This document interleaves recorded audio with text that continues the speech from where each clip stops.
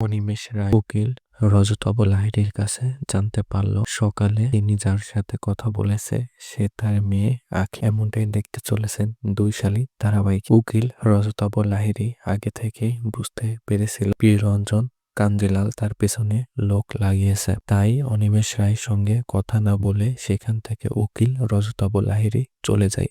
এরপর অনিমেষ রায় উকিল রজতব লাহিড়ীর জন্য অনেকক্ষণ অপেক্ষা করার পরে তাকে ফোন করে বলে ওঠে, তোমার সাথে এখন আমার দেখা করা যাবে না, কারণ রঞ্জন কাঞ্জিলাল আমার পিছনে লোক লাগিয়েছে। তখন অনিমেষ রায় বলে ওঠে, আমার তোমার সাথে দেখা করা খুব জরুরি ছিল, আমি আমার মেয়ের সন্ধান চাই তোমার কাছে। এই কথা শোনা মাত্রই উকিল রজতব লাহিড়ী জোরে জোরে হাসতে থাকে। তখন অনিমেষ রায় অবাক হয়ে প্রশ্ন করে, এমন কি বললাম, তুমি হাসি ঠাট্টা করছো?